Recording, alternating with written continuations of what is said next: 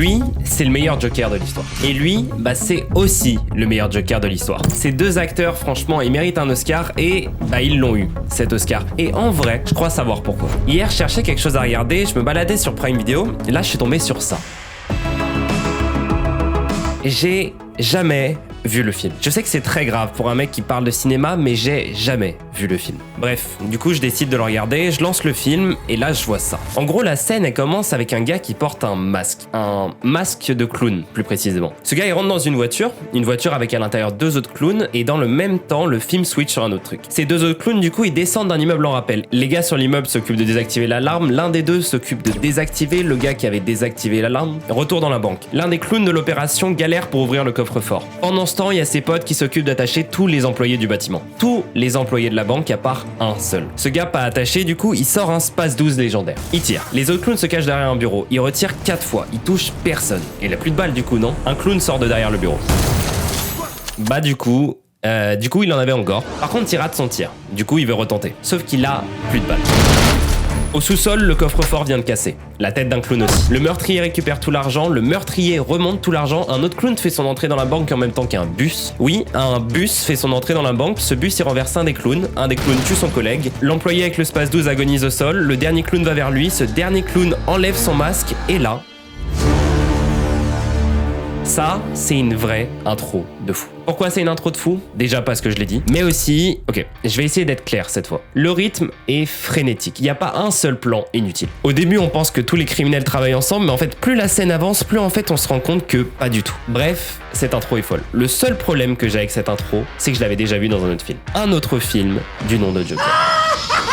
En 2019, j'ai 12 ans et je regarde ce Joker. J'étais probablement trop jeune pour le voir, mais j'y vais quand même. Et je suis choqué. Pas choqué dans le sens traumatisé, mais je suis choqué par le film. La réalisation, les acteurs, l'histoire. J'ai 12 ans, donc mes seules références à l'époque, c'est les Avengers. Et là, je vois un film qui arrive à me faire pleurer. Je savais même pas que c'était possible. Et un truc dont je me rappelle tout particulièrement, c'est la dernière scène. La scène où Arthur Fleck est invité au show de Murray Franklin. Ce show dont il a toujours rêvé de faire partie. Il a passé sa vie à se fantasmer sur ce siège et il y est enfin assis. Il est assis et il discute avec Murray. Et on sent qu'il y a un truc qui va pas. Déjà, Arthur, il va pas bien. Le seul rire qu'il laisse échapper, il paraît comme faux. Arthur, il oscille entre le bonheur, l'incompréhension, le dégoût et la totale folie. Je sais pas, c'est pas normal. C'est pas normal. On sent qu'il y a un truc qui va casser. Et effectivement, la tête du présentateur tombe sur le sol 370 secondes plus tard. Et maintenant, j'y repense après avoir vu The Dark Knight. La scène de 2019 a beau être la dernière scène du film, je la considère comme la vraie intro du Joker. Un peu comme celle de The Dark Knight. C'est celle qui nous fait totalement comprendre le personnage, ses motivations, son identité, ses désirs, ses doutes. Mais il reste une question. Comment ces deux Jokers que tout oppose réussissent à être si terrifiants à leur manière? Déjà, on a le Joker d'Heath Ledger, paix à son âme. Un Joker pathétique qui se sent investi d'une grande mission. Il croit, à tort ou à raison d'ailleurs, que le seul but de son existence, c'est de détruire tout ordre. Prendre chaque règle, prendre chaque convention préétablie et la retourner sur elle-même. Son Joker me fait peur. Il me fait même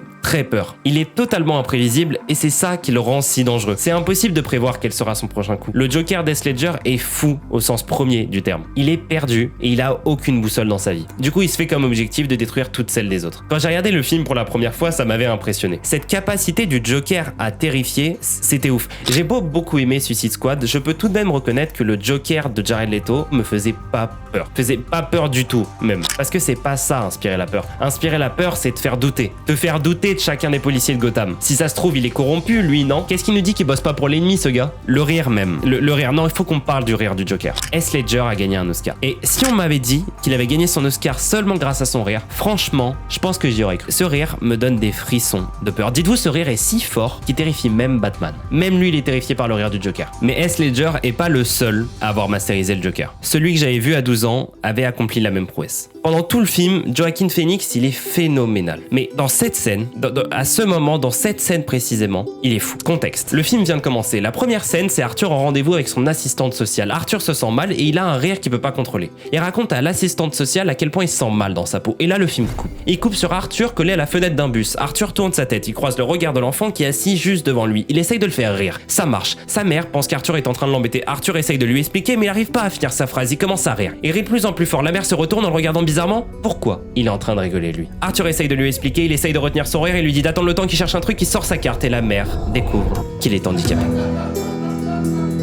En 60 secondes, on a découvert l'explication de la maladie d'Arthur, la réaction des gens à ce syndrome pseudobulbaire, c'est le mot compliqué pour la maladie d'Arthur. On y voit le rire réel d'Arthur quand il joue avec l'enfant, son incompréhension quand la mère l'engueule, son rire maladif qui suit et la tristesse que ce rire laisse transparaître. En une minute, on comprend à quel point ce Joker souffre, à quel point il est impuissant face à cette souffrance et à quel point ça le fait se sentir mal. Mais est-ce que ça justifie les 6 meurtres qu'il commet dans la suite du film? Je suis pas sûr. Par contre, ça crée un truc malsain d'empathie chez nous, les spectateurs. Genre, Arthur souffre. Et le film est très fort pour créer ce problème dans ton cerveau où tu commences à justifier les actes qu'il commet. Tu commences à les justifier exactement comme Arthur dans la dernière scène. Mais c'est pas un truc sain. La situation est forcément plus compliquée. Ça peut pas être juste le Joker souffre, du coup, il veut faire souffrir les autres, mais on l'excuse parce qu'il souffre lui aussi. Sinon, à partir de là, on peut excuser n'importe qui. Et je suis pas sûr que ce soit super intelligent. Mais bref, le Joker de Joaquin Phoenix est bien particulier. En fait, au contraire de celui d'Heath Ledger, le Joker de Joaquin Phoenix n'est pas terrifiant en lui-même. Ce Joker-là, il est terrifiant parce qu'il sous-entend. Est-ce qu'on serait pas tous fous à notre manière? Est-ce que notre souffrance justifie celle qu'on peut affliger aux autres? Sauf que tout ça, ça répond pas à notre vraie question. Comment ces deux films ont gagné un Oscar? Pourquoi le Joker est le plus grand méchant de l'histoire? En vrai, je crois enfin savoir. Déjà, avant même de comprendre pourquoi ces deux Jokers sont fous, déjà faut bien comprendre qui ils sont. Et pour ça, je vais être obligé de reparler de moi.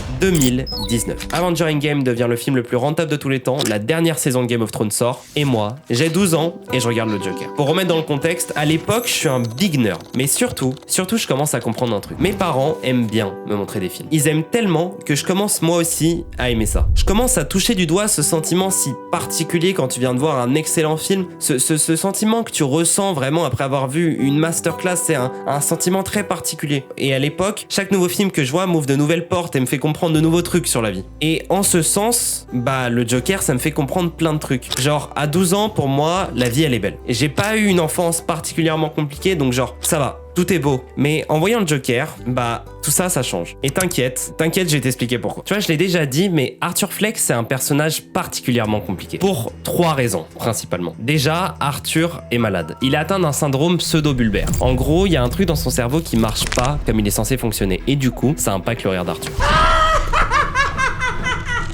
Donc le rire d'Arthur, il est pas vraiment naturel au sens où Arthur est pas heureux quand il rigole. Juste, il souffre. Et ça, le film veut qu'on le comprenne. Dans cette scène, par exemple, le Joker vient d'apprendre qu'il est viré de son boulot. Du coup, il décide de rentrer chez lui. Pour rentrer, il prend le métro. Sauf que comme il est tard, il y a 3 mecs bourrés dans sa rame. En plus, devant ces 3 mecs bourrés, il y a une meuf qui a rien demandé. Les gars bourrés la font chier. Arthur explose de rire. Les gars bourrés pensent qu'il est en train de se moquer d'eux. Arthur essaye de leur expliquer. Les 3 gars viennent à son niveau. Arthur n'essaye plus de leur expliquer. À cause de l'alcool, il commence à le frapper. Arthur décide de réagir. Il sort son flingue, 1 mort, 2 morts et 3 morts.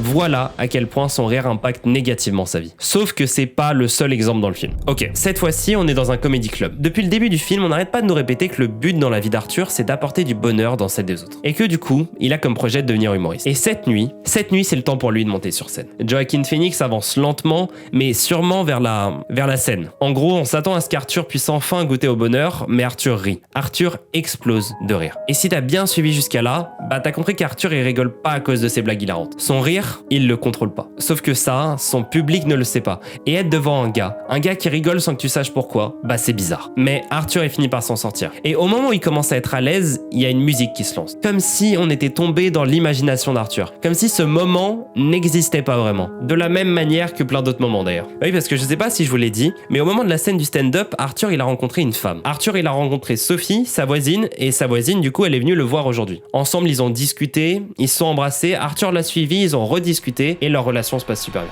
Sauf qu'un soir, alors qu'Arthur est au plus profond, alors que l'ensemble du monde lui tombe dessus, Arthur il décide de fuir chez elle. Et au moment où elle le remarque, là, assis sur le canapé comme s'il y était né, 1, elle a très peur, 2, elle le supplie de partir, 3, elle a pas l'air de connaître tant Arthur que ça. Your name's Arthur, right? Elle parle à Arthur comme on parlerait à un simple voisin, parce qu'ils sont jamais sortis ensemble.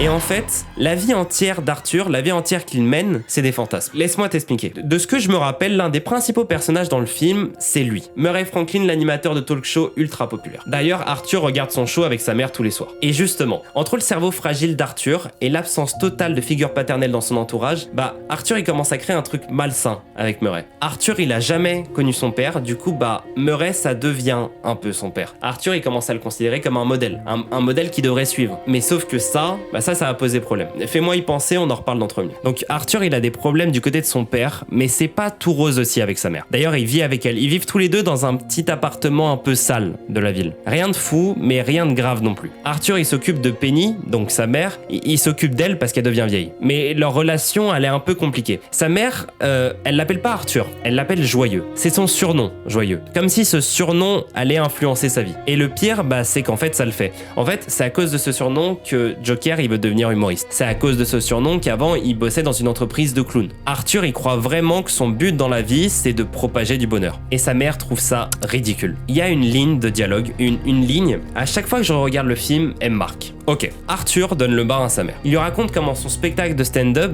apparemment il serait déjà prêt pour les grands clubs. Et là, sa mère doute de lui. Elle réfléchit et elle lui sort ça. What makes you think you could do that? I mean, don't you have to be funny to be a comedian?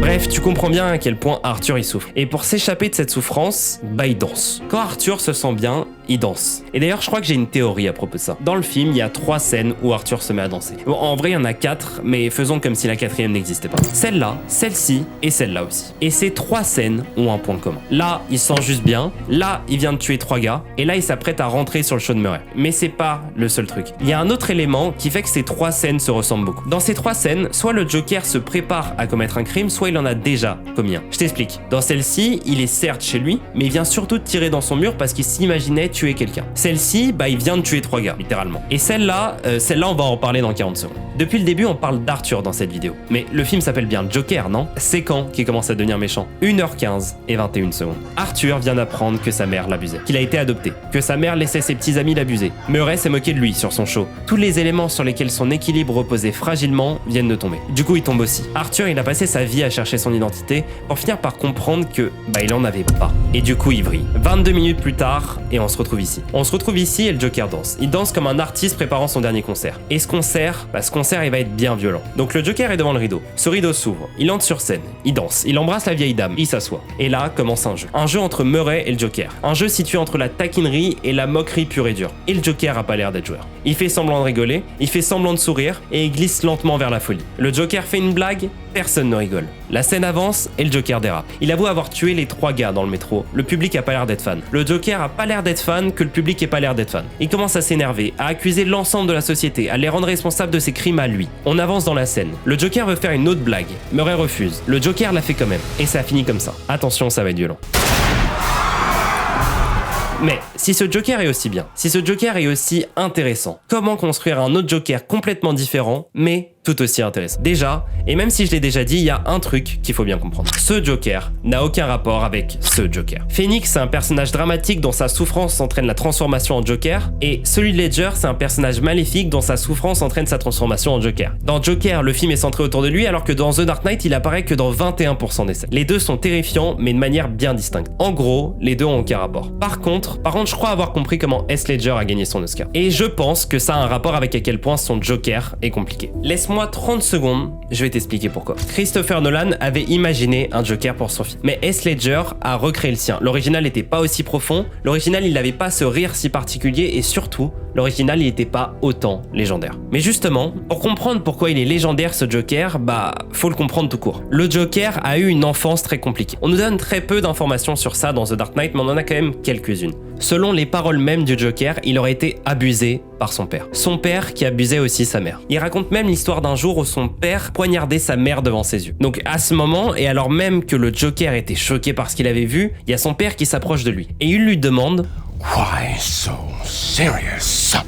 Et en lui posant cette question, il lui dessine ce sourire sur le visage. Donc pas ouf. En plus, on sait qu'après son enfance un peu compliquée, le Joker, il a pas eu une vie très facile. Donc ça commence à faire une bonne origin story de méchant tout ça. Selon les paroles mêmes du Joker, il aurait été lâchement quitté par sa femme. Il raconte que sa femme qui était apparemment accro au jeu d'argent, et jouait tellement qu'un jour les ennuis arrivèrent. Comme elle devait beaucoup d'argent à certaines personnes, ces personnes lui ont lacéré le visage. Le Joker et elle étant pauvres, ils ont pas pu payer de chirurgie. Ainsi donc, le Joker, il décide de soutenir sa femme en se taillant sa fameuse cicatrice. Afin de la soutenir soutenir dans sa souffrance. Sauf que sa femme, elle peut pas supporter cette cicatrice et du coup elle quitte le Joker pour cette raison. Donc le Joker, il a vécu une vie bien difficile. Sauf qu'il y a quand même un problème. Déjà, on sait pas si ces histoires sont vraies parce que c'est le Joker même qui les raconte. Et quand est-ce qu'il les raconte? Juste avant de tuer ses victimes. Comme des prétextes. Comme si sa vie passée justifiait celle qu'il entretenait tous les jours. Les mêmes excuses que l'autre Joker au final. Mais du coup, on peut les remettre en question ces histoires. S'il les utilise pour justifier ses crimes, comment on s'assure que c'est pas des pures inventions? Des purs récits genre destinés à rendre ses actions nécessaires, voire bénéfiques. On saura jamais comment il les a eu ces cicatrices. Et puis une nouvelle fois, ça pose une question plus globale. Est-ce que c'est parce qu'on a souffert qu'on a le droit de faire souffrir les autres? Donc tu comprends bien que ce Joker, il est sacrément dur à comprendre comme personnage. Il est rempli de nuances, de spécificités, de caractéristiques, d'éléments qui le rendent si spécial. Mais surtout, je crois que c'est impossible de le comprendre. C'est même pour ça en vrai. Heath Ledger a probablement gagné son Oscar parce que son personnage était profondément incompréhensible. Parce que c'est passionnant, quelque chose d'incompréhensible, non? Non, parce que j'en ai vu des théories sur le film. Plein de gens qui disent que dans telle scène, le Joker a fait telle action parce qu'il y a 20 ans il s'était passé tel truc. Je comprends que ça passionne des gens, mais perso, ça m'intéresse pas vraiment. Et puis surtout, j'ai l'impression que c'est d'essayer de comprendre un personnage par nature incompréhensible. Mais la vraie question, c'est pourquoi j'arrête pas de dire que le Joker est incompréhensible? En fait, c'est assez simple. Laisse-moi 2 secondes pour t'expliquer. Quelque chose de compréhensible, c'est quelque chose qu'on comprend. C'est une phrase de Golemont, frère. L'eau, ça mouille. Donc quelque chose de compréhensible, c'est quelque chose qui suit des règles. Des constantes, des choses immuables qui sont ainsi compréhensibles pour notre cerveau. Mais comment on fait lorsqu'on ne comprend pas quelque chose? Souvent, on va juste dire que c'est le hasard. Parce que comme on trouve aucune logique à ce truc, on va se dire qu'il n'y en a pas de logique à ce truc justement. Mais est-ce que l'absence de logique ne serait pas une logique en elle-même? Si le Joker est imprévisible, si le plan du Joker est incompréhensible, est-ce que c'est pas justement parce qu'il obéirait à sa propre logique? Peut-être même que lui-même ne comprend pas son propre plan. Tu vois, dans le film, le Joker, il arrive à monter plusieurs coups sans que personne n'arrive à les prévoir. Il prépare des coups impossibles à prévoir et donc impossibles à arrêter. Et pendant tout le film, justement, c'est l'histoire en fait que le Joker soit incompréhensible et qu'il détruise de plus en plus Gotham de l'intérieur. Mais je crois que j'ai trouvé la vraie motivation du Joker. Et en fait, c'est pas si compliqué. Le truc que cherche le Joker, c'est pas tuer le plus de gens, avoir de l'argent ou même devenir le maître du monde. Le seul truc que cherche le Joker, c'est détruire des règles. Prendre des concepts préétablis, genre le bien et le mal, et totalement les bouleverser. Transformer par exemple le procureur modèle de la ville, le chevalier blanc de Gotham, en un narcissique criminel. Prendre le concept de la peur, le renier et accepter de se faire pointer un pistolet entre les deux yeux. Le monde entier obéit à des règles, mais le Joker, lui, non. Et c'est pour ça qu'il est si puissant, qu'il est si terrifiant et qu'il a fait gagner un Oscar à Heath Ledger. Merci de m'avoir écouté, c'était Slotty.